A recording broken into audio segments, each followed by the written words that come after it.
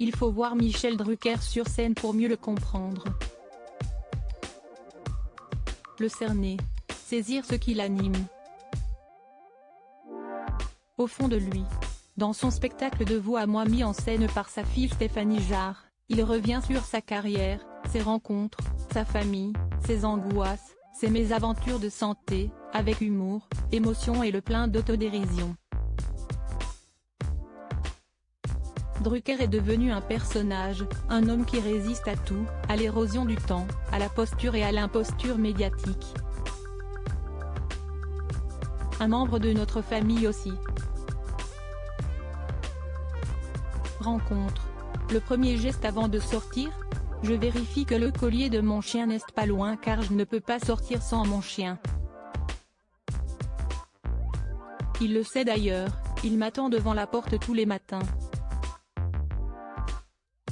Siesti, notre petit rituel. Le premier SMS envoyé ce matin ? À ma fille Stéphanie et à mon frère Jacques, le papa de Léa Drucker, note de la rédaction, un éminent scientifique. La famille, siesti tout pour moi. J'ai écrit aussi à Philippe Alain, mon beau-frère qui est comme un frère pour moi.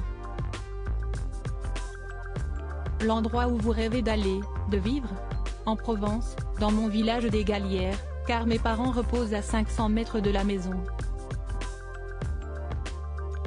Mon frère Jean est décédé à 6 km de chez moi, je suis vraiment attaché à cette terre.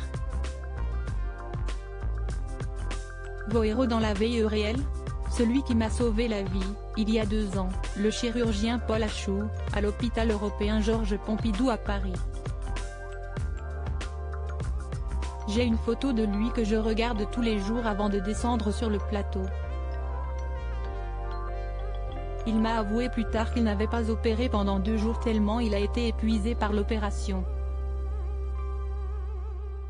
Et puis sœur Emmanuelle, une femme absolument incroyable qui venait dîner à la maison de temps en temps. Vos héros de fiction ? Un western a marqué ma jeunesse, L'homme des vallées perdues, 1953, avec Alan Ladd, un acteur assez étonnant de la génération de Gary Cooper. Le mot qui vous est devenu indispensable ? Merci. Le son, le bruit que vous avez redécouvert ? C'était une séquence avec Elton John qui n'a jamais été diffusée à la télé, à la fin de l'une de mes émissions. Il s'est mis au piano et a interprété plusieurs chansons, tranquilles, juste pour nous. Un son inoubliable. Les fautes qui vous inspirent le plus d'indulgence ? L'oubli ou la perte de la mémoire. Longtemps, j'ai pensé que Léo Ferré se trompait quand il chantait dans Avec le temps ces mots, tout ça ne va. Hélas, il avait raison. Le don de la nature que vous aimeriez avoir ? J'aurais aimé mesurer 10 cm de plus et aussi pouvoir chanter, rire. La phrase que vous n'auriez jamais imaginé dire un jour ? Et s'il y avait un après ? Celle que vous n'auriez jamais imaginé entendre ? Sale juif ou sale nègre ? Malheureusement. Derrière le masque il y a ? Un homme pas sûr de lui, un autodidacte qui a dû prendre des raccourcis, travailler beaucoup plus pour combler ses lacunes et donner le change. Dans votre petit monde il y a la famille, les parents, on en revient toujours là.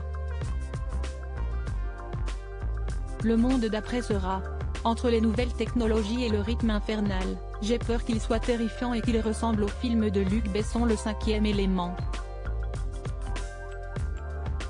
Le monde d'après, on y est déjà, siesti un monde où l'on ne se parlera plus. Cette interview est à retrouver dans le Gala N degré 1544 disponible le jeudi 12 janvier 2023. Crédit photo, Coadic Guirec.